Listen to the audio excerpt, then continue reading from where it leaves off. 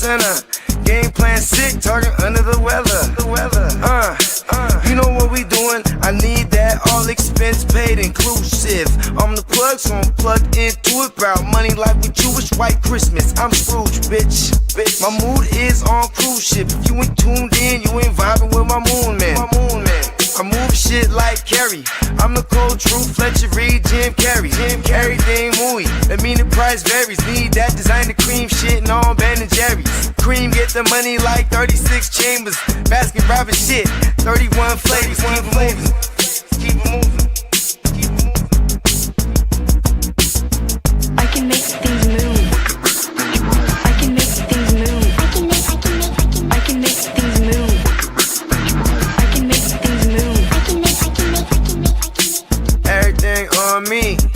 Yeah, tell him Bogart scot-free. Lottie-dottie. He like to potty. Fuck with blow shoot, throwing 5 Molly.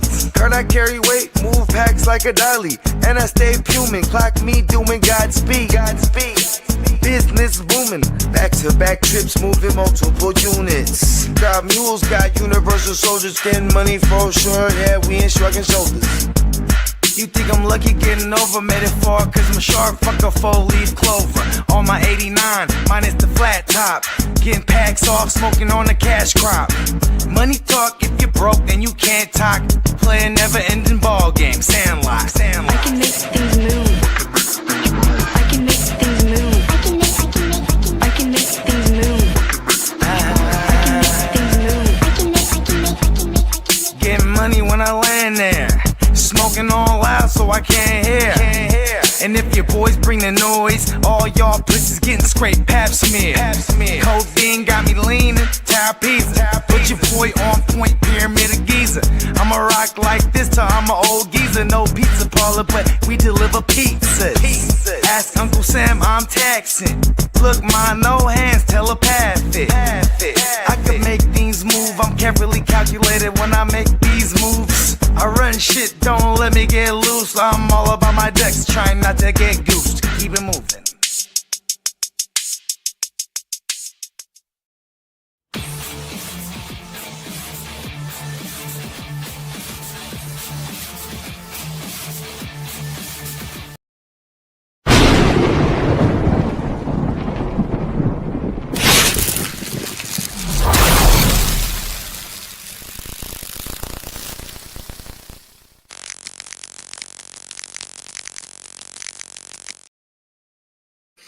Good afternoon and welcome to Season 2, Episode 4 of the Chargers Power Hour. Hello. Everyone's having a wonderful day and wonderful weekend. Happy Friday. Well, on that note, let me call this episode, I'm going to call this one Speed Kills and Herbert is coming for the AFC West. And I'll start it off with this. The NFL schedule will be released next Thursday, so we'll know the schedule for the Chargers, AFC West opponents, the 49ers, and so on. But hey, I'm looking forward to it. And let's get back. All right, JD, you want to hit that Neon Peacock merch?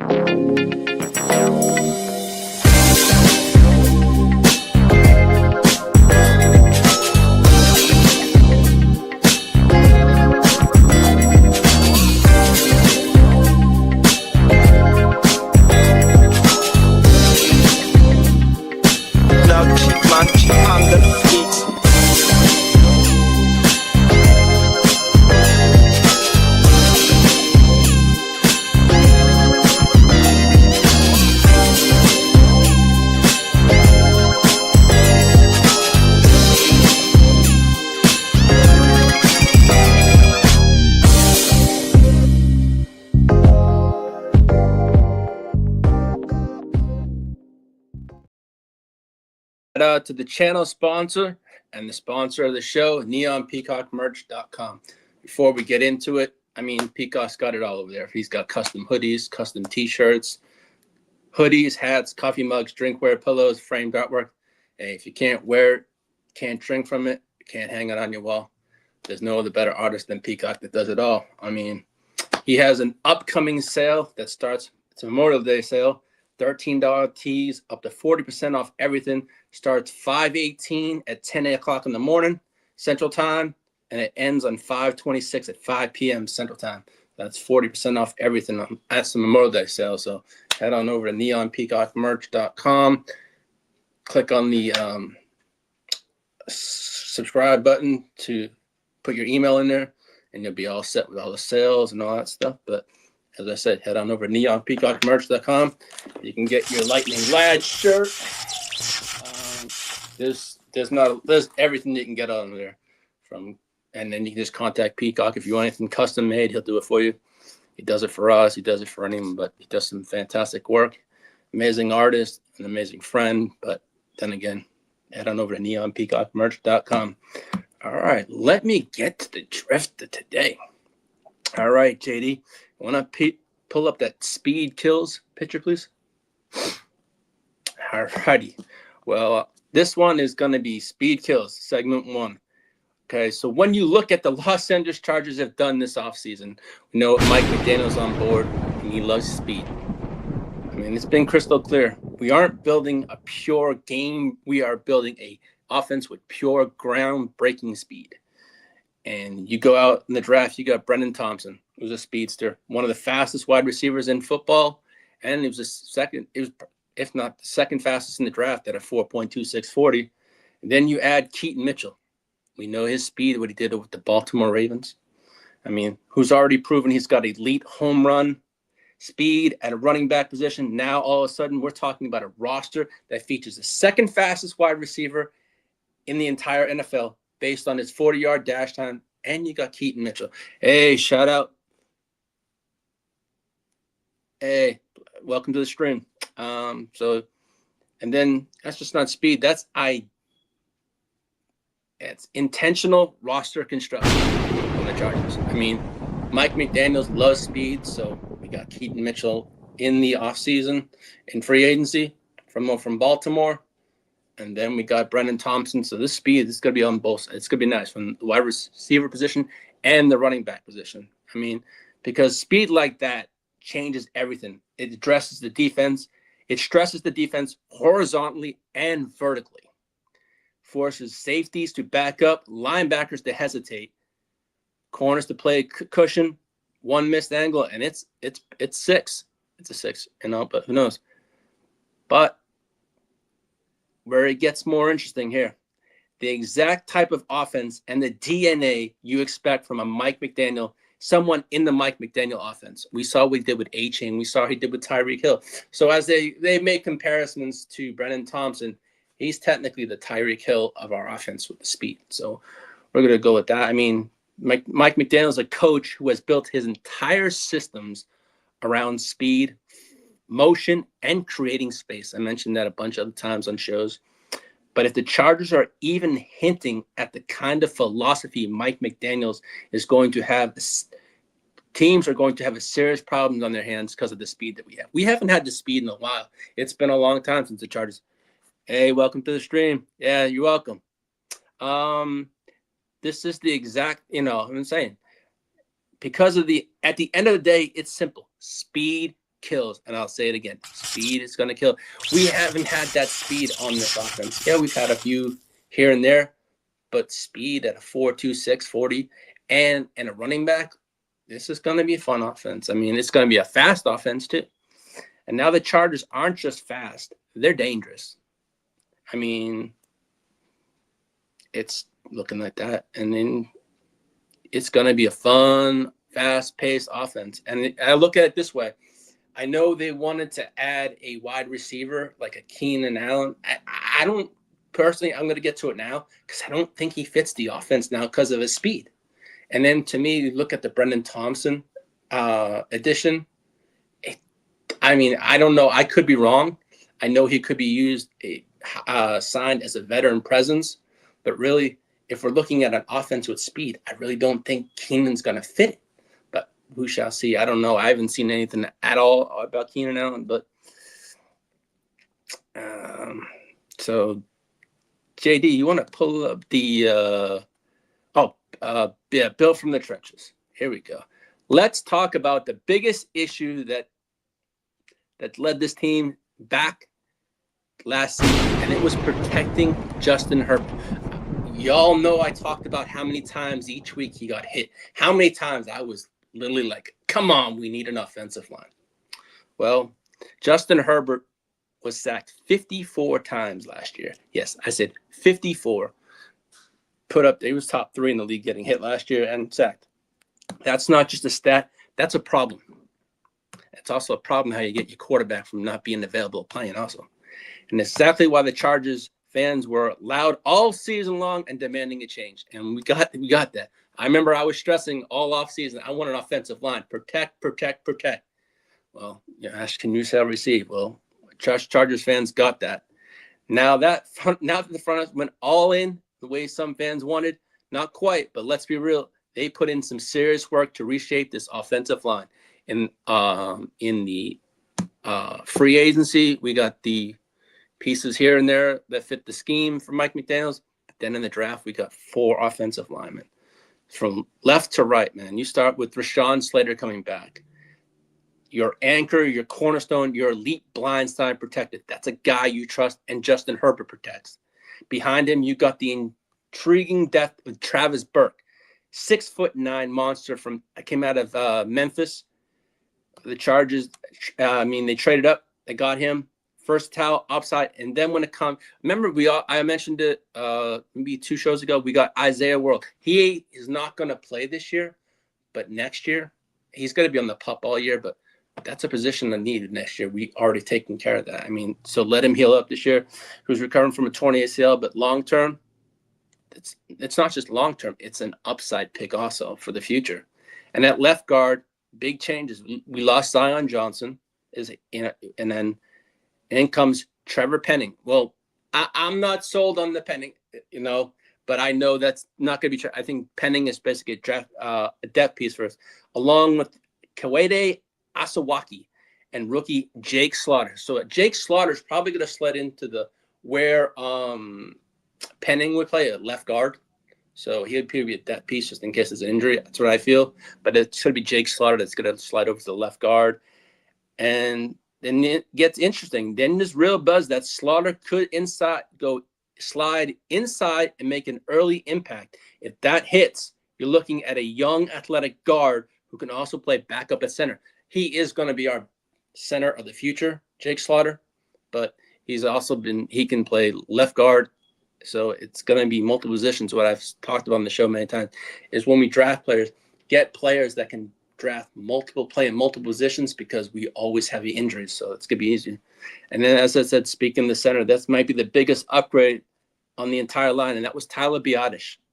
He comes in and immediately stabilizes the position, pair him with Slaughter, and then suddenly this entire offensive line group looks a lot more solid compared to what it's been in recent years. I always want to see Herbert not getting hit close to 10 times a game.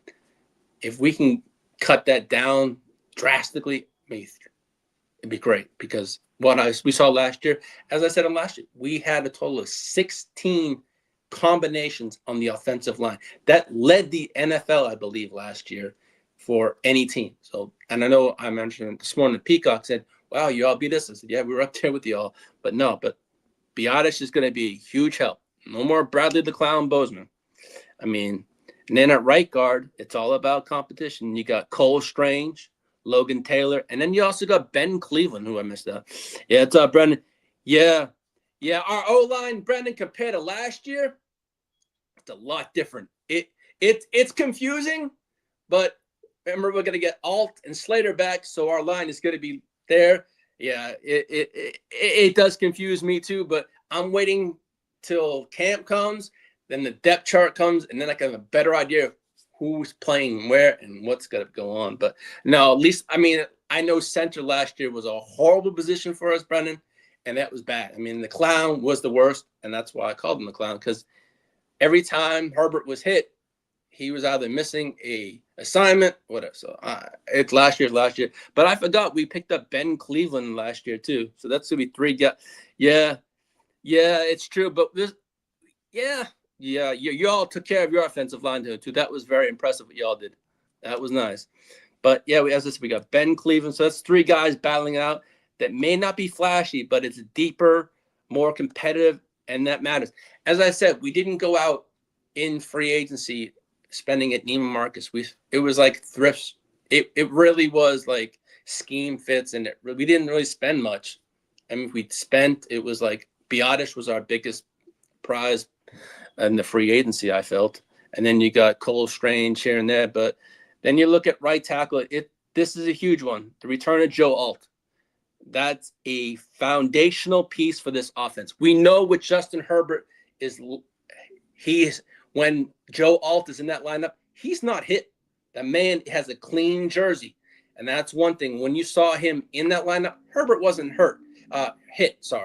But when he was out of that lineup, Herbert was hit constantly, nonstop. So, and hopefully I know he's fully healthy and ready to go, but behind him, they have Trey Pipkins. He brings experience. Nothing I wouldn't say as a starter, but he's been a spot starter because of the injuries in the past couple of years. But, I mean, he's basically a death piece again. But he brings experience, even if it's been a bit up and down for him. And then don't sleep on the supporting cast. And you got Alex Ingold, who was brought in at fullback, and Charlie Kolar, the blocking tight end. So those are the kind of additions that help in the dirty work pause and run blocking, pass protection, the little things that don't always show up in the stat sheet. But they hopefully in the time they make a big difference for us. But the bottom line for my Chargers, this offensive line is deeper pause, more athletic, and more competitive than it was 1 year ago when it was a travesty when we were rolling out every single week. It was horrible. It was like, I remember just writing down like on a piece of paper, 1, 2, clicking off how many times Herbert was hurt. But so hopefully I don't have to keep track this year of how many times. And hopefully it's going to be a lot less than one hand, not 2 fingers, because 2 hands. Because I was like, yeah, this is a lot. It was almost double. There's a lot. But the real question is, look at it. Is it enough to keep Justin Herbert clean and unlock this offense like we want to run this offense? So we shall see. I mean, because if it is, this team takes a major step forward. And that's what I'm hoping for, and any Chargers fans hoping for. But, I mean, look at it last year. I mean, we on the AFC West, we almost swept the whole division of 6 games. We went 5-1. We could have won them all if we didn't rest our starters last year. But that's last year. But you know what? I mean, let's talk about the AFC West, because I don't think people really – the Chargers just did last year. We're talking about a sweep of the Chiefs that it's been a long time since we've done that. We swept the Raiders. Then we split with the Broncos. And let's be real, that's just the last game starters were being rested, I said. So realistically, this team was close to running the table in the division. I really thought, wow, I would love to have gone 6-0 in the division, but woulda, shoulda, coulda, right? But if that matters, because for years the narrative's always been, can you catch Kansas City? I mean, I always want to beat Kansas City. I always want to beat the Raiders. But when you can sweep the Chiefs, that's even better. To me, that's like adding butter on a potato. It's the icing on the cake. I mean, so to me, I'm not going to say we're going to go 5-1 in the division this year, because the division got better. So last year was last year. This year is this year. It's a new year, new offense, new scheme. So I'm looking forward to seeing what happens. But knowing Rashad Slater's back, Joe Alt's back, this offensive line is going to be a lot different. The Chargers are going to look a lot different. Yeah, we have new pieces, but we have a new offensive coordinator. Our DC, he knows this team. So the schemes may be a little different. It's not Jesse Minter, no, but he's been here, so it really doesn't really. I mean, what it means, more time for Justin Herbert also. A more consistent run game. We're going to see a better run game than we saw in the past couple of years under Greg Roman. And that's something I think is going to be great. Amari and Hampton's going to thrive in this offense, I feel he's going to be a top five running back in this league. That's my personal opinion. If we can get a healthy Hampton back, Hampton in an offense that A-Chain was running in this Miami offense with Mike McDaniel, I think he's going to have a nice year. He's going to have a much better offensive line, time to run, and it's going to be interesting going forward. And if you watched last season, you already know this offense was right there, even without everything fully clicking. We had injuries upon injuries, but so now the question is, can the Chargers compete in the AFC West? I feel we can. Do I think I would love to win this division. I feel we can win this division. I know JD does too, but we're going to see what happens. But I really do feel the Chargers can take the West this year. And that's my thought in that. But the real question is, can anyone stop them? They can only stop themselves, and that's going to be injuries. And that's what always stops us, time in and time out. Because if they were two away from sweeping the series, and what happens is they fully built this offensive line, and it's to protect Justin Herbert, and that's what we needed to do. I stressed it too many times. I was sick and tired of seeing my own goddamn quarterback get hit all the time last year. I won't lie, I was waiting to see. He always misses games. He did not miss last year, and that was a blessing in disguise. But, it's going to be really fun to watch this year. Now, JD, you want to get that built through the trenches up for me? Picture built in the trenches. Yeah, right there already. Okay, so when you look at the Chargers' recent first round history, there's a clear theme. Built through the trenches is what we've done. It was Joe Alt a few years ago. You know how that worked out. And to build around our franchise quarterback is Justin Herbert. It starts with Justin Herbert. The centerpiece of everything they do is around Justin Herbert. You got that guy, that you got to prioritize shifts to protecting him and the line of scrimmage. And that's something last year we could not do, was protecting him on the line of scrimmage. It was either he was being mollywopped, being rushed so many times. He never had time to throw the ball last year. And hopefully he gets that. I mean, that's why we've seen consistent investment up front in the first round. Defensive front, physically at the point of attack, especially. This isn't a flashy skill position, but it's a heavy approach pause, and it's international. It's about creating stability. Winning in December is what we want to do. Winning December and January, and giving your quarterback the structure to elevate everything else around him and the players around him too. And heading into the draft, we didn't expect the philosophy to change. If anything, it's only gotten stronger, that offensive line. So that's going to be a blessing. I mean, I'm looking forward to seeing who is where at what position. We know where Joe Alt's going to play. We know where Sean Slater's going to play. We know where Biotish is going to play. But I'm curious to see in these camp battles as who's going to take these guard positions, because, I mean, we did pick up Travis Burke. We picked up Cole Strange. But we're going to figure out where all these players come along. And it's going to be nice. But now, I know the NFL just released the strength of schedule. So, JD, do you mind pulling up that picture? The strength of schedule? There we go. Well, here we go. Let's talk about something that could quietly shape the entire 2026 football season landscape for the Los Angeles Chargers. The strength of schedule came out. We have the 12th ranked strength of schedule, because the surface people are looking at the Los Angeles Chargers and this offense and thinking, hey, all right, a bounce back year. Justin Herbert healthy, weapons in place, offensive line in place. But hold on here. According to Sharp Football, the Chargers have the 12th toughest schedule in the entire NFL. And there's the real kicker. That's the toughest in the AFC West.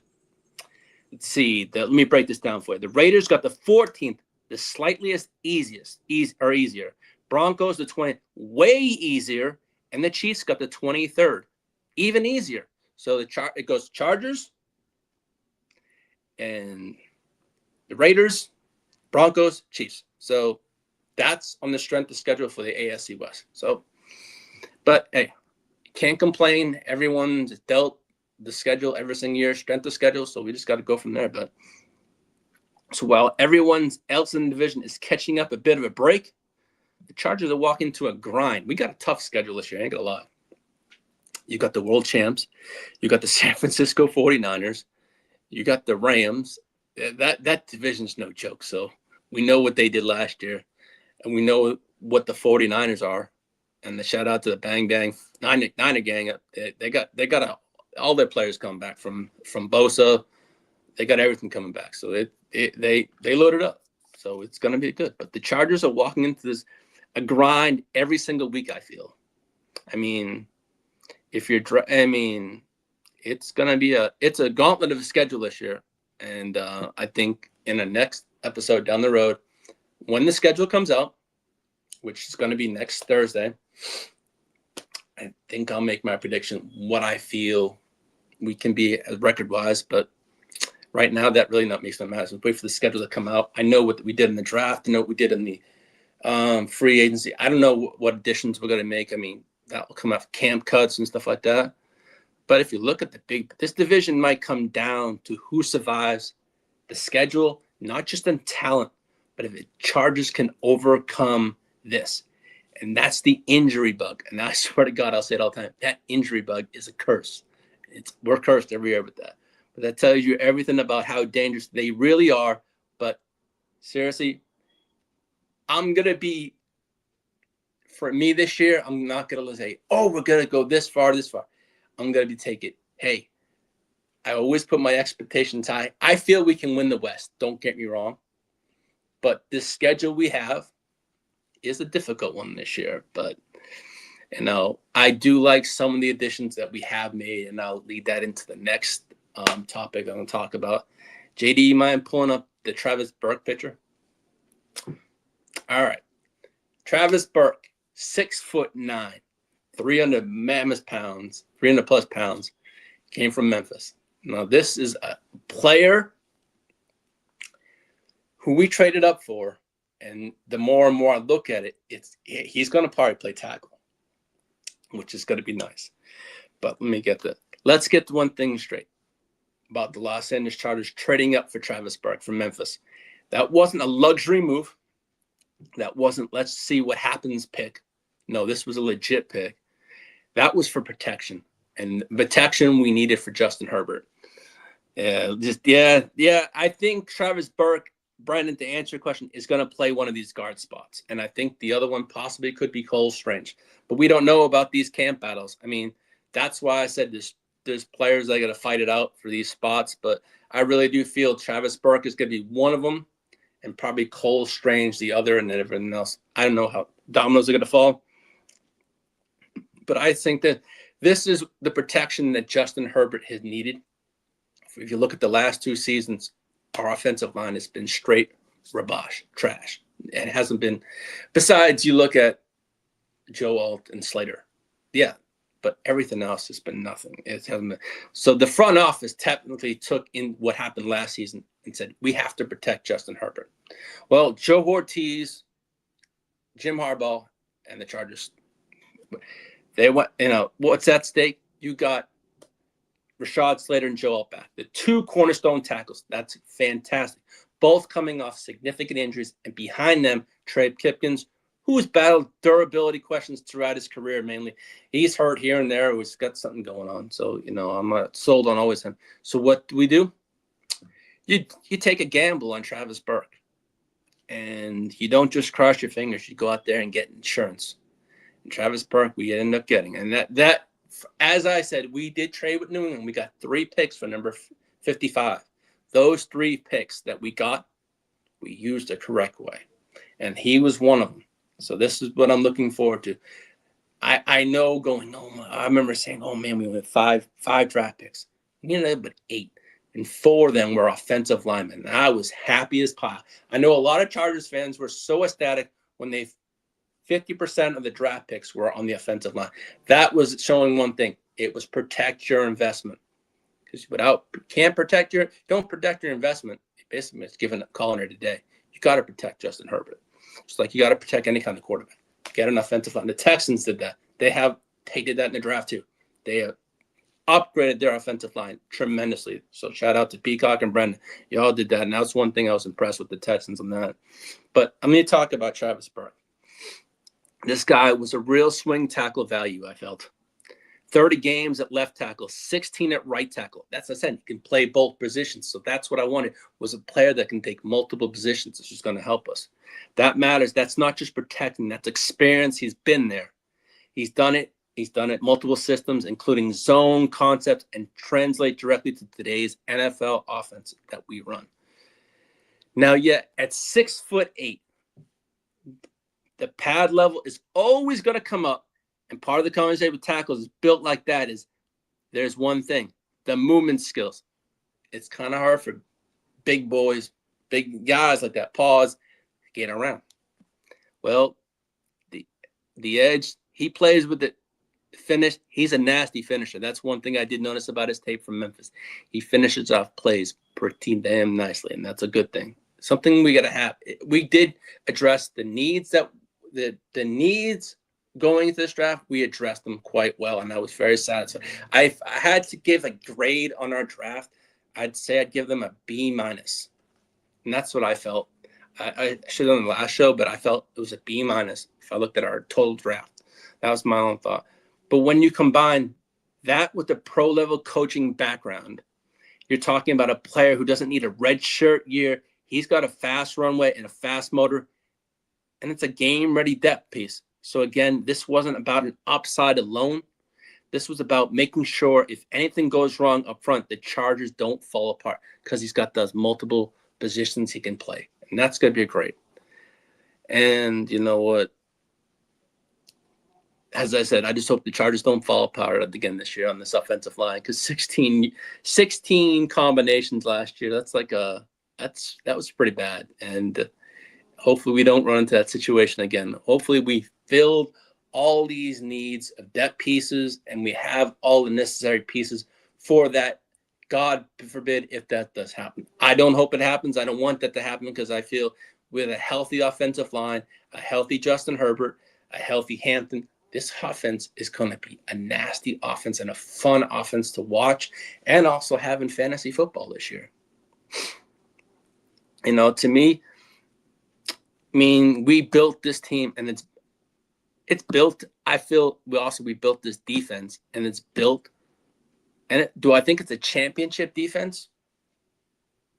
I ain't gonna say it's I feel it's a better defense than it was last year. I mean, because the Chargers just didn't add pieces in the draft. They reinforced the defense identity.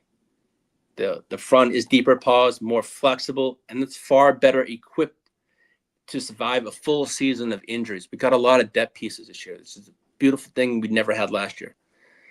And that matters because of the defense. It's really been about talent at the top of our roster, but not in the back end pause, because we never had those depth pieces or rotational pieces to come in if an injury or someone got hurt. We never had that. Now we do.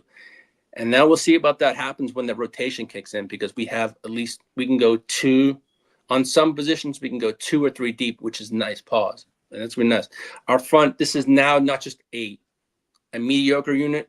It's a solid unit. Actually, it embodies that you can somewhere, like you got Derwin James there, you got Bolden over there. Our defense is very, very well put. And, you know, a lot of the rookies like Tarheeb still are going to probably step up this year into larger roles, pause also.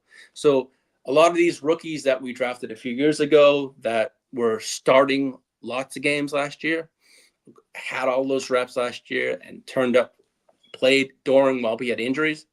Hopefully they step up again this year. So I'm looking forward to that. But speaking of Derwin James, JD, you want to pull up that Derwin James extension picture, please?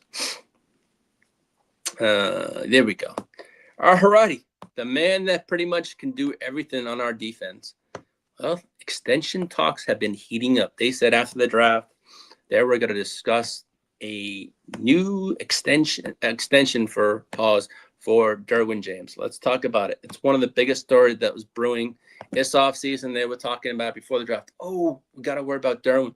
They said, yeah, we'll be taking care of the draft. Well, Derwin wants a new deal, and he wants it before training camp. That's what he says. He would like his new contract, but I know they're working on it. So we shall see what happens. I mean, this just isn't an extension conversation. This is about a superstar on this Chargers defense and the heartbeat of the Chargers defense. We know this defense clicks, and it's all around Derwin James. I mean, he's the anchor to that defense. I mean, who do they go to? They go to Derwin. So Derwin has already established himself as one, if not the most versatile safeties in the NFL. I know I discussed it on the show about 2 shows ago about how many multiple positions he plays for the Chargers and what he does and how many snaps and stuff like that. So he lines up everywhere. Deep safety, in the box, slot, corner, even rushing the passer. That's just not just a piece on the defense.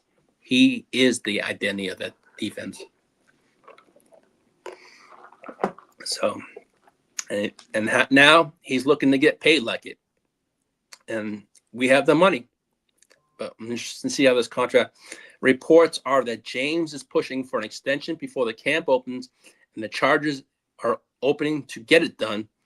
But don't be surprised if he resets the safety market. We're talking about a potential record-breaking deal, possibly. And that reflects not just production, but on the impact of what he does for the Los Angeles Chargers. From the Chargers' perspective, this is a massive decision. We're going to be investing in someone that is up there and getting up there in age, So as I said last week, the Chargers feel this is now they're in a win now window. So if they're going to be shelling out big money, so obviously we feel this is a win now window for us and for Justin Herbert. You've invested heavily on both sides of the ball. The last thing you want is a contract drama. I don't want any of that kind of stuff. I remember those a couple of years ago, maybe 3 or 4 years ago. It only rolls into the season. I don't want that. And when your defense leader heading into camp, locking up Derwin early would be the smartest thing for us. And it's a clear message that the team is all in. The Chargers are going to be all in if they do that. But it's all true. I mean, I've seen people say, hey, this might be a risky move. But we know what he does year in and year out for the Chargers. But there's a lot of risk. There's a risk to anyone when you sign to extensions pause, It's the gamble you take. It's big money. It's injury history. And it's a long-term cap flexibility all come into play for this. So it's all about the numbers. So the question becomes, do the Chargers pay now to potentially set the market or wait and risk the price going even higher? I really do think they're just going to try to lock him up. Because I know had talks. They were talking about Tully and Derwin locking up before the season starts. So I would love to have both of them taken care of. That way there's no distractions going into the season. We don't got to hear any contract talk or any distractions. Let's just get down to business, take care of this off-field stuff now before the season starts, get the camp. It's all straight. We're all square. So I'm just hoping for that. I mean, Derwin James, that's one of my favorites. I mean, I got the jersey framed over here on the other side of the wall. So I got Derwin, I got Ladden, I got Justin. But no, that Derwin James is probably one of my favorite Chargers of all time on the defense. But I mean, we know what he's done. We know what he can do. All right, JD, you want to pull up the Herbert Mike McDaniel's picture for me? Here we go. I know I brought this topic up a lot, but hey, I'm going to call this segment A New Era in LA. Herbert times McDaniel is an offensive explosion. And I said, I really do feel that this offense is going to click. With McDaniel, how he runs his offense, and as the offensive coordinator, this is going to be a special offense. If all these things say can possibly happen, it could be an explosive offense. So let me not dance around it too much. Let's get to the point. If this is a pairing that hits the way it should be, we're looking at one of the most dangerous Los Angeles Chargers offense in over a decade, at least for me. And honestly, it might not even be that close. You already got Justin Herbert, one of the most physically gifted quarterbacks in the league. Elite arm talent, can make every throw and can quality throw one of them, and is one of the toughest quarterbacks out there when it comes to standing in the pocket. We saw that he's taking the hits last year. And that's one thing I love. He's gritty. But I don't want to see my quarterback this year take those kind of hits. I don't think he's going to take the hits that he took last year. So I'm hoping for him. But when it comes to standing in the pocket and taking those hits, but here's the truth. For most of his career, Herbert hasn't been fully unlocked. unlocked. I'm hoping he gets unlocked this year. The scheme has been fine, not special, not tailored, not maximizing what Justin Herbert can do and his potential. As I said, I always said the Greg Roman offense was not for Herbert. I think it was a run offense. Yeah, he threw, but we saw what he did with Kellen Moore, and we saw what he did with Moore, and then the old Colts coach. What was his name? Shane Steichen. I didn't know the name would come to me. We saw the numbers they put up in both of those years, in his rookie year, and then with Kellen Moore. So to me, Mike McDaniel is a lot different than both of those two. So we're going to see a lot more different, and I feel that. So on that one, something happened there. My bad. So on that, I really do think. I mean, you got Herbert. I mean, now you enter Mike McDaniel, and this is where things can get scary for this Chargers offense. As I said, McDaniel brings the heavy motion, the heavy concepts, which was big, misdirection, the spacing, and one of the most quarterback-friendly offensive systems in football. You've seen what the system did in Miami. We saw what he did in 2023. That offense was one of the most powerful. They were putting up points left and right. If we can put up those points that the Dolphins put up in 2023, hell yeah, I'll be loving that. Creating easy throws, explosive yards after the catch, something we did not have last year.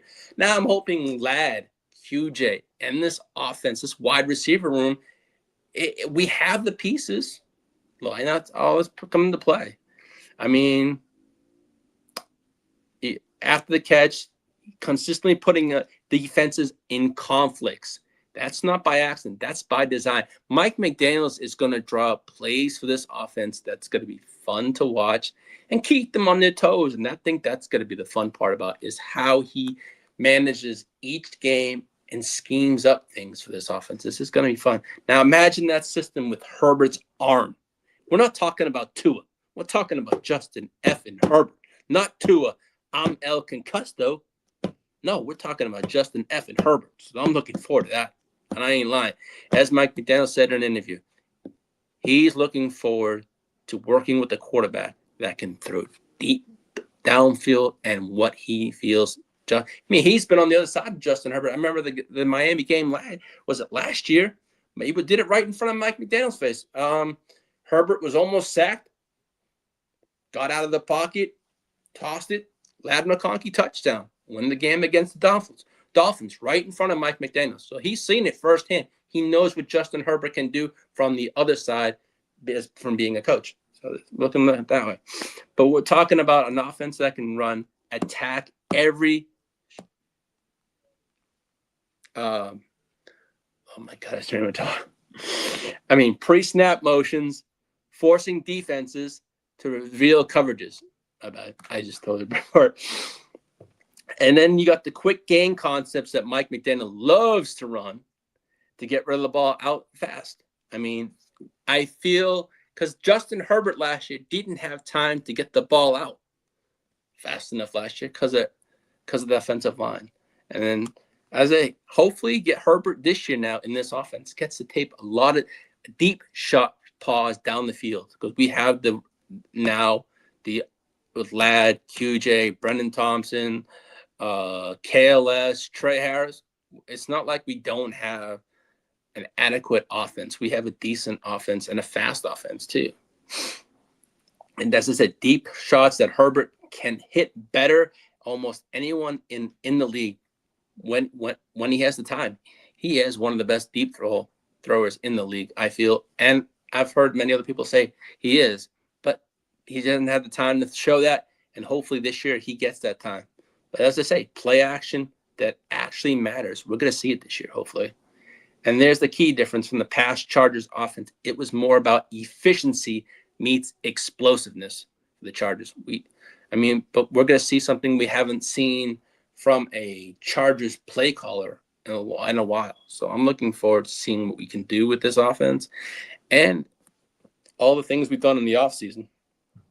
So in years past, it felt like the Chargers had to work hard to earn a big play or make a big play.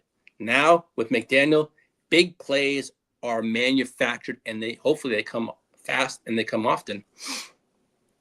If our personnel is even remotely optimized, if the run game is competent and then the receivers can separate and create space after the catch and the yak, this offense jumps from talented offense to a top tier offense. And that's what we're expecting from the Mike McDaniel's hire. This is going to be the offense he had in Miami. Yes, I know this is going to be for 1 year, or hey, I would love it for longer, but I really do feel it's a 1 year offense for us. So it's take it while you can. I mean, I think we can be a top tier offense if we stay healthy and this offense clicks. I mean, it's all about clicking in camp and then going from there and clicking to the season. It's going to be fun. I mean, and let's be real, the AFC is a loaded offense. You got the Buffalo Bills, you got the Ravens, you got the Texans. There's so many teams in the NFC. It is a loaded AFC, just as well as the NFC. But to me, I mean, offenses led by guys like Patrick Mahomes and other guys who can drop 30 on you without blinking an eye. We've seen that. The Texans drop points on us. The Ravens can drop. Well, the Ravens, we'll see what they're about this year. I mean, there's a lot. The Buffalo Bills, I'm looking forward to that. I can't wait for this schedule to come out. I want to see that when that Buffalo Bill game is in the new Highmark Stadium in Buffalo. Chargers, hey, Justin Herbert and Josh Allen. To me, that screams primetime TV. Two of the best quarterbacks. I mean, deep ball throwers that can put out points. I'm looking forward. I'd love to see that on a primetime game. I'm hoping it is. I mean, do I feel Mahomes is going to be the Mahomes that we all know of? No, come on. He's coming off an injury, a serious knee injury. So are we going to see that Mahomes scrambles? I don't think you see that this year. I think that's why they heavily invested in the run game with Walker, Emmett Johnson in the draft. I think that the Chiefs this year lean heavily on the run game to ease pressure off Mahomes. That's my personal opinion, and that's from their seeing what they did in their off-season moves and in the draft, and they addressed their defense. Nothing. They had one pick out of their whole draft picks that was on offense. Other than that, everything else was defense. So they want to protect Mahomes because of this injury. So to me, that offense is going to be a very run-heavy offense to protect Mahomes over Kansas City. I'm not worried about that, but you'll see Mahomes, the normal Mahomes we got last year, probably next year. It's usually the injury he had. It's usually the year after. You're going to see hopefully that. I mean, I don't wish injury on anyone, but hey, if you get a 50% Mahomes, I mean, even to get a 50, Mahomes is Mahomes. He's going to do his thing. He still can sling the ball. That pause, but that gives the Chargers an identity. But yeah, I'm saying it now. If Herbert and McDaniel clicks the way it should and how everyone else is talking about the Mike McDaniel and Justin Herbert, oh, wow, this offense is going to be special. I mean, it can all say that. I'm hoping that it's going to be special. This isn't just the best Chargers offense in 10 years. This has a potential to be a top 5 offense in the entire NFL. That's what I feel, and I think a lot of people feel exactly the same way because of all the pieces that are there. You can have the pieces. You just got to put the pieces to that puzzle together, and when you do that, things can happen. But a lot of things have to take into play to happen also. Health is a big thing. Chemistry is a good thing. So all these things are going to come into play, and I feel if that all happens, this offense can be a top 5 offense. And as I said, long as Justin Herbert's protected, yeah, that is anything's a possibility, but it's all about protection. And we did that in the draft. We did that, what we had to do, I felt, in the draft and in these scheme fits in free agency with Kolar, Ingold, and Biotish. So I feel all those things that we as Chargers fans asked for, we kind of got. So a lot of things that I did want and Chargers fans wanted, we pretty much got that. And Hey, what's up, Clock? Thanks for joining. Not much, man. You see the Brees Hall news? No, I haven't. What is it? No, I didn't see the news. I did see a report last week that they were offering him a contract, and then I saw a blurb this morning that they didn't offer him a contract. What is the Brees Hall news? No, I haven't seen it. I haven't been on my phone, but now you got me looking. I don't know. Clock. What is it? Anything? They signed him to? Did he sign his tag it up? I don't know, man, but I don't know. I haven't seen anything of it. He got a 3-year, $45 million deal. Nice. So he got 3 years, 45.75 million, and they got 15 guaranteed. Nice. Hey, the Jets. Hey, good for him, man. That's a nice extension. Hey, thanks, Clock. Hope you're doing well, man. I know you are a Seattle Seahawks fan, man. Hey, world champs, man. That's pretty cool. But hey, I hope you're doing well, Clock. I hope your drafts are going well. But no, I didn't. I knew I hadn't seen the news because I'm usually glued, as they call me, the ear to the street. I've been glued to this, but you know what? I appreciate it, man. But hey, but I really appreciate it. I hope you're doing well, and I hope you have a wonderful weekend, Clock. All right, JD, let's pull up the AFC West draft pick. All right. I made this on AI early this morning, but I felt all 4 teams in this did well in this draft. I mean, the Chiefs were defensive mostly on this and one offense. We did basically offensive line. I felt 50% and the rest needs. The Broncos, I don't know about the Broncos, man. I really did not look at their draft as a whole as like, wow, there was anything. I know they got a tight end here and there, and like a few offensive lines, but I think theirs was defense also. But to me, when you stack the 2020 draft classes across the AFC West, you're not just talking about comparing talent, you're comparing direction. I felt each team had different directions and different needs. Like Kansas City went all defense. We went mostly half offensive line, other needs here and there. But I really didn't look at the Broncos offense the Raiders did the Raiders things. They did a lot of theirs in the offseason. If you look at most of their signings were like big signings. They got the center. They got a lot of their offensive line. The Raiders took care. They took credit, and then they took care of their needs in the draft, like from quarterback. So to me, Chargers, we built sustainably and upside. We approach this draft like a team that understands its window is right now, and it's a win now situation. I said earlier, but it's also they didn't just chase flashy headlines or big names. They chased functional depth and scheme fits. That's what was our offense. That was our free agency, and that was our draft. It was all about scheme fits in the Mike McDaniel offense. But we reinforced the trenches with versatility and offensive line help, which was a huge considering recent injuries and cornerstone players to Joe Alt and to Rashawn Slater. So those 2 tackles had to be, as I said about Slater, that injury does concern me going into so I think that Travis Burke pick is going to be very important for the Chargers. Just in case Slater does miss time. I hope he doesn't, but man, I know what that injury and I've read about it. So I think that Travis Burke pick is a very huge pick for us. I mean, we as the Chargers, we prioritize players who can contribute early, not just develop them long term. But that class screams floor flexibility, not just about 2026. It's about going forward also. It's about making sure the roster doesn't collapse if injuries hit again like they have in previous seasons. I mean, the key here is insurance meets upside. That's how contenders stay contenders. I mean, the Chiefs, they reloaded. They weren't rebuilding.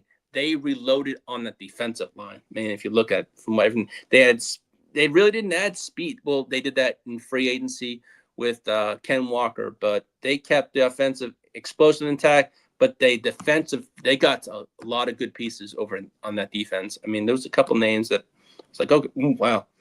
But the Raiders as I said, they did all theirs in free agency, but they got their quarterback, Mendoza. They got another running back in Washington.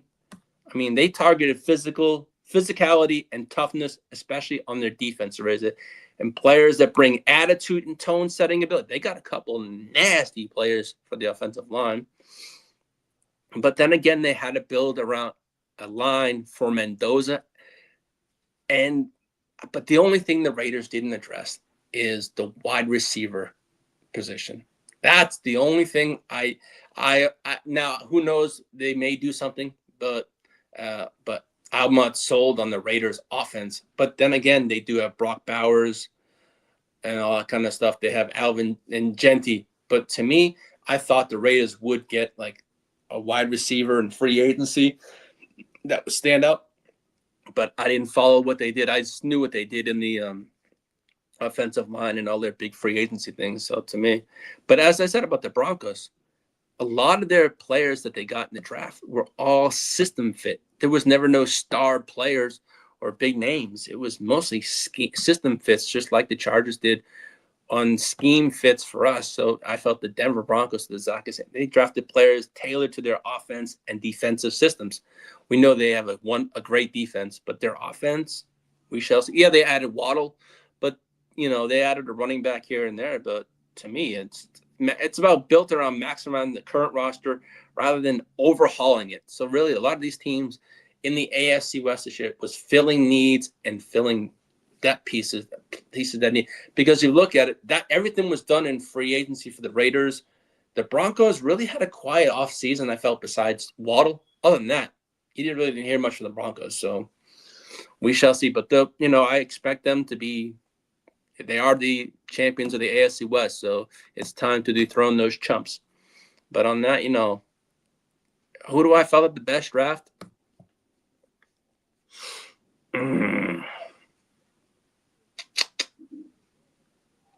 Personally,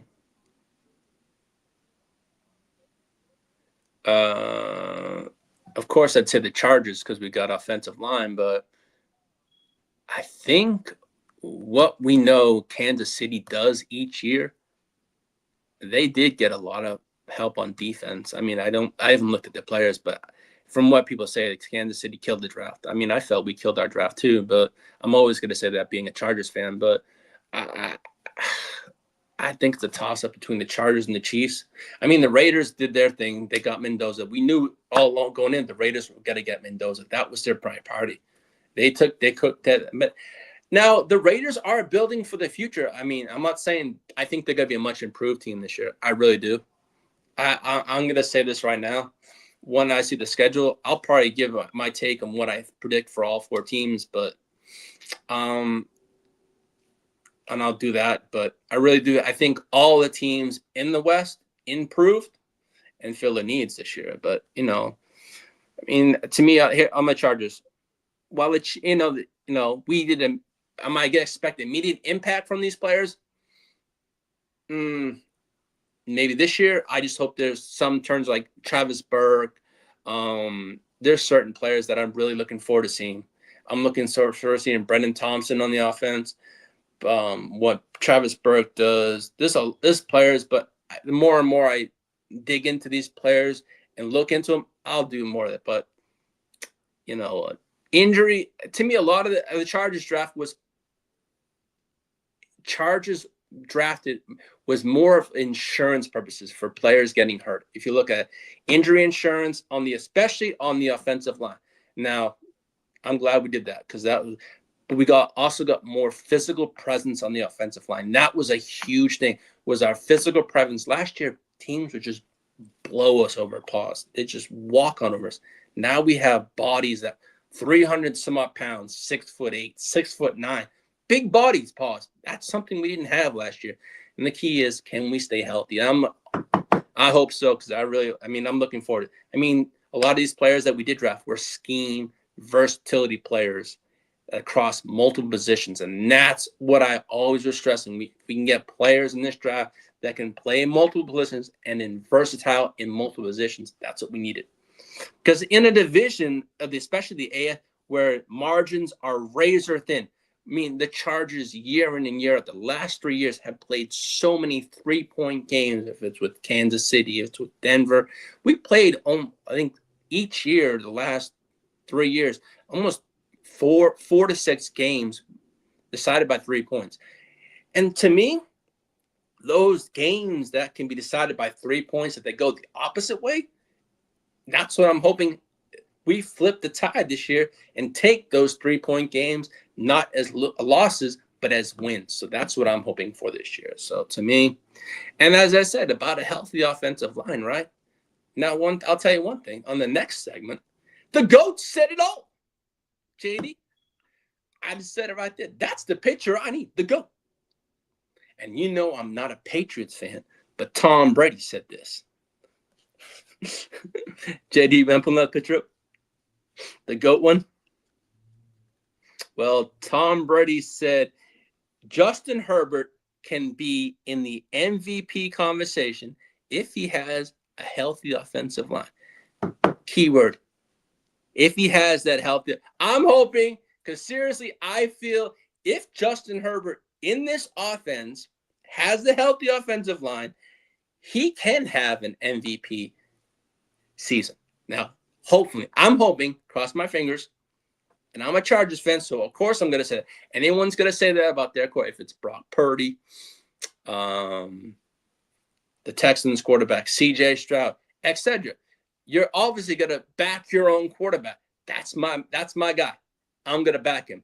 I feel in this offense, just like a lot of other pundits and experts say, hey, if he does this, anything is possible. But anything is possible, but you got to have the keyword is health there and a healthy offensive line. But let's talk about something. That should every Chargers fan fired up. I saw this. I was fired up, man. It's coming from Tom effing Brady. So he says, if they protect Justin Herbert, he's the best passer in the league. And that's coming from Tom Brady. Now, then they're going, that's the GOAT. So to me, that's not just a guy. That's not social media noise or him just putting out a tweet. That's the GOAT speaking. And I'm not a huge Tom Brady fan. I hate Tom Brady. I lived in New England for too long, and I grew up the glory years of the Patriots, and I had a family there. I couldn't stand the Patriots, and I ain't lying. But no, he's spoken. But that's just not a hot take guy. That's the GOAT speaking. And what it's really saying is Herbert already has everything you can't teach. He has the arm strength, the arm capability, the arm talent. It's rare. Now, the ability to drive the ball into tight windows, pause. And as I said last week, I want Justin Herbert. So many people call him average. To me, I feel now in this offense, he can take the next step and then have that put in the elite category. That I hope for. That's what I'm hoping in this offense. But you have to prove it. You have to earn it and prove it to get that elite status. You can't just do it on 1 year. You have to do it. We know what Herbert can put up year in, year out, stat-wise. What up, Big? I hope all is well, buddy. I hope your drafts are going well. I touched base with you. Yeah, but, man, hey, your Raiders do look good, man. I just tapped on my – I didn't dig deep into your draft, but as you all finished your free agency, you took out a lot of needs, but you did some, little pieces here and there in the draft. We're kind of like, okay. But I said, you're building for the future, and the Raiders will be a team to reckon with when all these players, young players, develop into something. I think the Raiders will do something, but then again, it's the Raiders being the Raiders. But I do think they are building the right pieces. They do have a good coach. Then again, he just come off a world championship. So obviously they just didn't hire some schmuck or Joe Schmo at the street. They hired a world champion. So Kubiak does know what he's doing. And I hope, hey, for Raiders fans, they haven't had a decent coach in a long time. So to me, hey, good luck to Kubiak and the Raiders. I mean, they got a nice young team.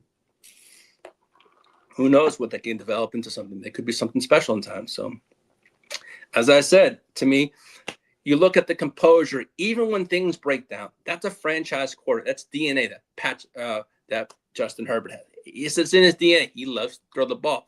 But the difference between great and being unstoppable is protection. if he gets that protection this year, that's where I really feel. If Herbert has that protection, I do feel he can be in that MVP conversation. But that key is protection and health. That's what two things I feel is protection and health. And because we've seen it when Herbert has a clean pocket, when he can actually step up and throw the ball. When the offense stays on schedule, he looks like the best pure passer in football, period. And as I said, I'm always going to say that about my quarterback because that's my quarterback. No panic, no wasted motion. Just he can be surgical. When he's on point, he's on point. But I feel in this offense, he can be the quarterback that we all know he's capable of doing. It's just about being putting the players in the right situations. They're going to scheme everything right. And I feel for this. And I think Mike McDaniel is going to enjoy with Justin, and he's going to scheme some wonderful. I can imagine the trick players are going to come out. So this whole season really comes down to one thing for me. Can the Chargers keep him upright, keep his jersey clean, and keep him not being hurt? So to me, that's the biggest question. It's going to be health. Because if they do that, this offense isn't just good. It can be dangerous. And if they don't, we're having the same conversations we had the last few years. So to me, Tom Brady already gave you a blueprint. Keep Justin Herbert jersey clean, protected, and some good special things can happen. As I say, protect 10 and watch what happens. And that's what I'm going to say. Protect 10, watch what happens this year, and good things can happen for the Chargers this year. So now, JD, you want to pull up that Good Morning Football picture? So this was I saw this on Good Morning Football a few mornings ago. Manti Te'o and Seth Rollins talking about their predictions for the AFC West.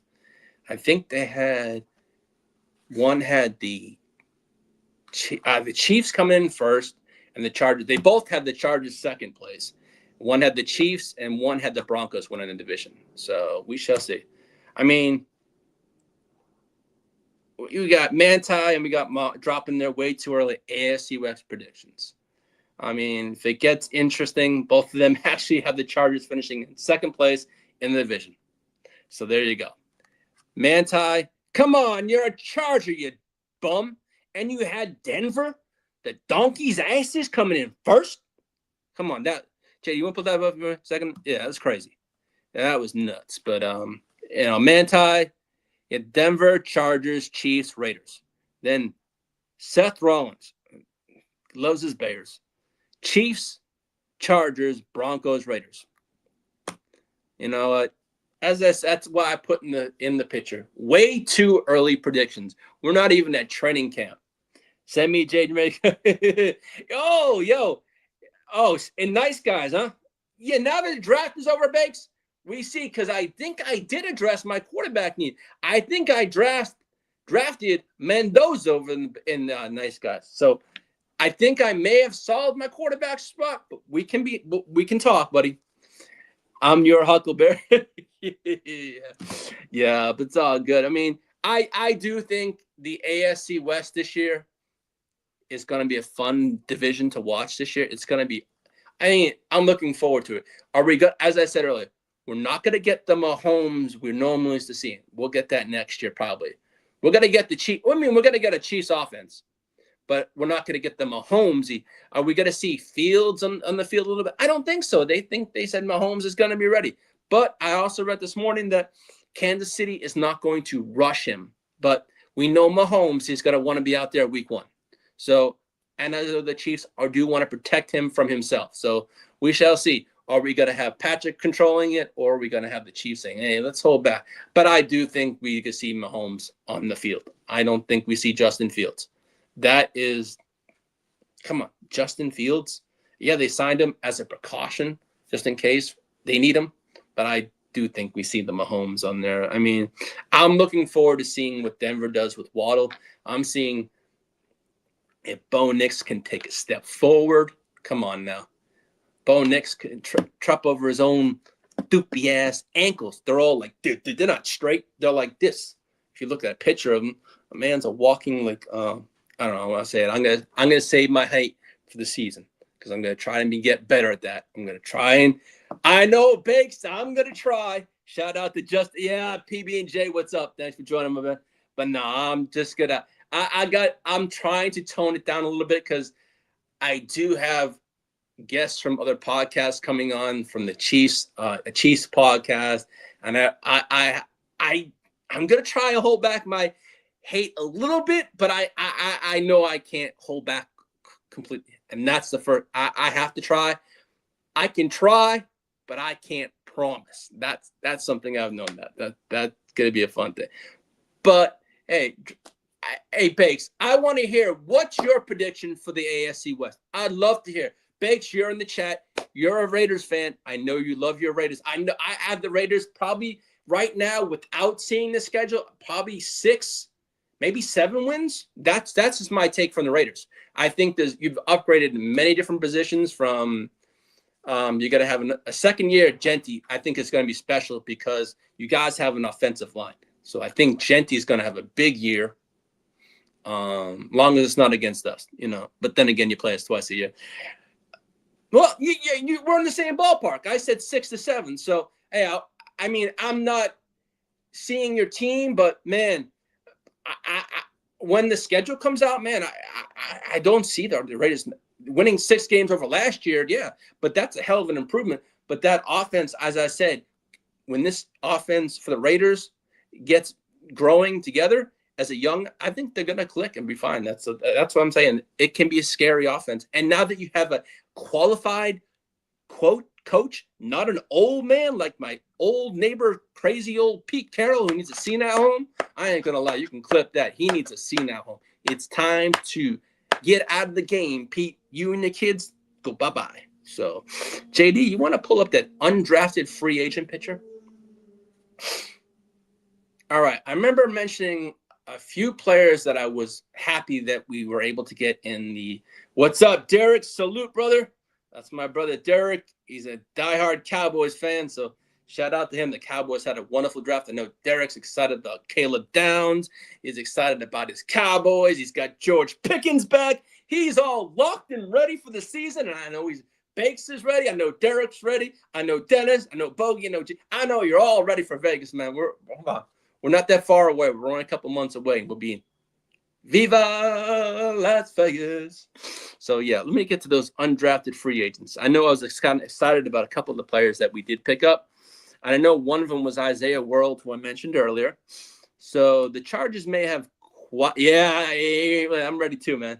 I know the Chargers may have quietly pulled off one of the sneakiest undrafted free agent classes in the entire NFL, man. Yeah, I'm ready too, Derek. You ain't lying. And Bolt fan, I'm fired up about this. Let's start off with Tucker out of Weston, Michigan. This dude was the MAC Defensive Player of the Year and somehow still went undrafted after leading the entire nation with 14.5 sacks, 21 tackles for loss. And in 2025, let's sink in, 14.5 sacks, and then the NFL passed on him. Come on now. And he's going to be playing for the coach that coached him in college in Western Michigan, Chris O'Leary. So he has familiarity with Chris O'Leary. Chris O'Leary knows him, and he knows Chris O'Leary. So this is going to be a beautiful marriage, I feel, in time, But a lot of scouts question the level of competition and the fact that he only had one truly dominant season in college. But the Chargers clearly saw something different. And honestly, this feels way more like a targeted acquisition than a random just dart throw, pick in the middle. Hey, we're going to pick him. No. I mean, I didn't know anything. I did see his name during the draft.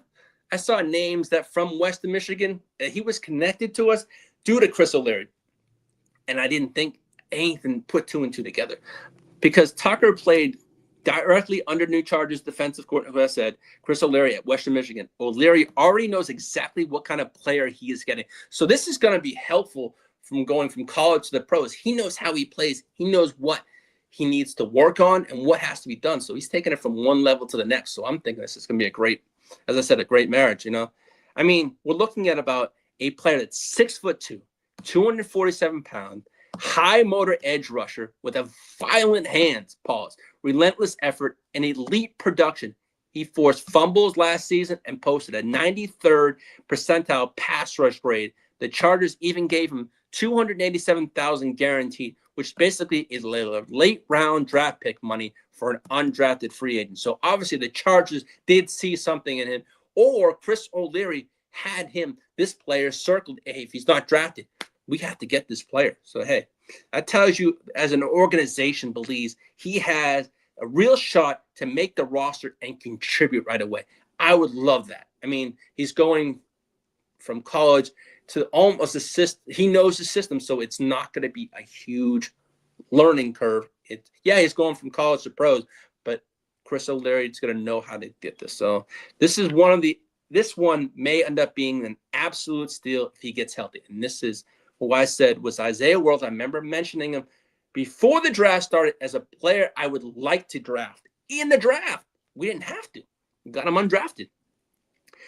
Isaiah World is a massive 6'8", 312-pound defensive tackle who was once viewed as a number one transfer in the portal before he tore his ACL. Early projection had him going somewhere in the rounds 1 or 2 of the draft if he didn't tear his ACL. That injury is not the only reason why he ended up as an undrafted free agent. You're talking about a player with legitimate NFL size, length, and athletic upside protecting Justin Herbert's blind side. If things develop correctly, that's a swing worth taking every single time. And I'm glad we took a swing on this one because he's going to sit on the pup all year. I already know that. They got to place him on the season and then pup list, so that's fine. So while most people are focused on the Chargers draft picks, don't sleep on what they just did after the draft. And that was Tucker brings the production and the familiarity in the Chris O'Leary defense, while Isaiah World gives us a high developmental tackle with starting potential next year.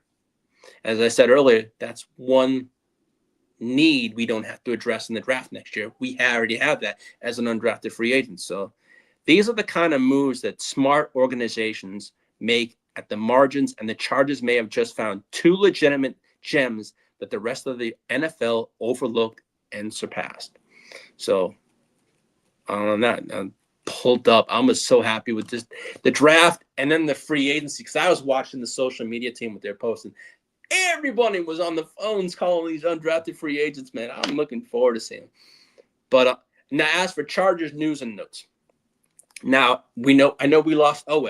Well, the Chargers are projected to receive a 3rd-round comp pick in 2027 for Owe leaving. I did not know what this is going to be, a 3rd or 4th, but it came out the Chargers are going to get a 3rd-round pick from that.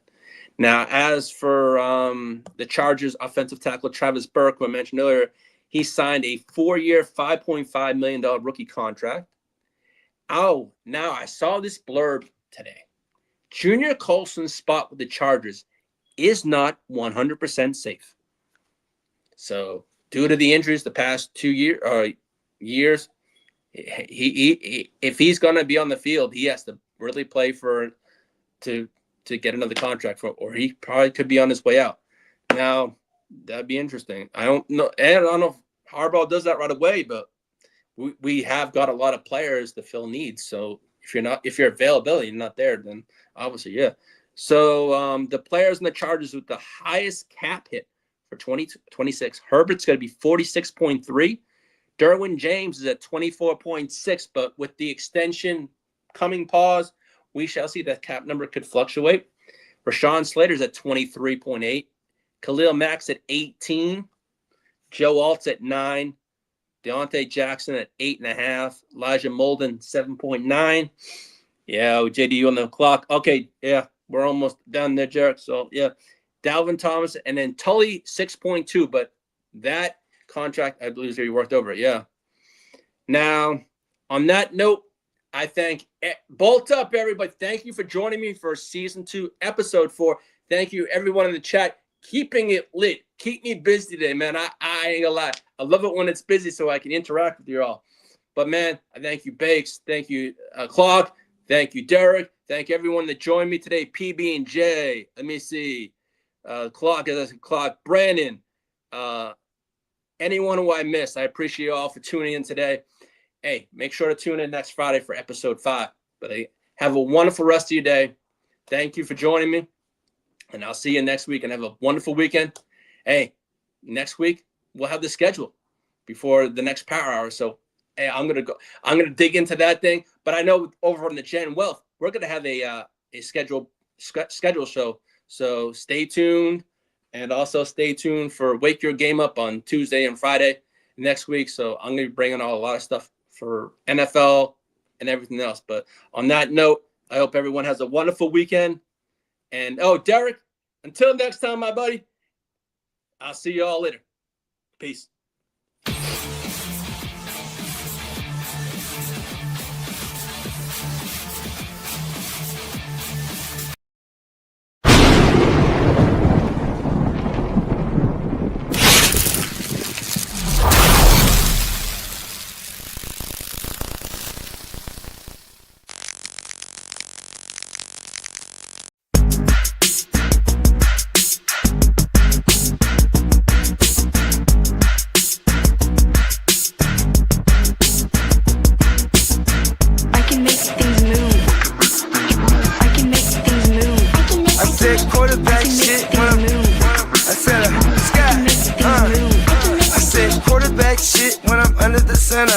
Game plan sick, talking under the weather. You know what we doing? I need that all expense paid inclusive. I'm the plug, so I'm plugged into it. Proud money like with Jewish white Christmas. I'm Scrooge, bitch. My mood is on cruise ship. If you ain't tuned in, you ain't vibing with my moon man. I move shit like Kerry. I'm the cold truth, Fletcher Reed, Jim Carrey. Everything mooey, that mean the price varies. Need that designer cream shit and all Ben and Jerry's. Cream get the money like 36 chambers. Baskin Robbins shit, 31 flavors. Keep it moving. Keep it moving. I can make things move. I can make things move. I can make things move. I can make things move. Everything on me.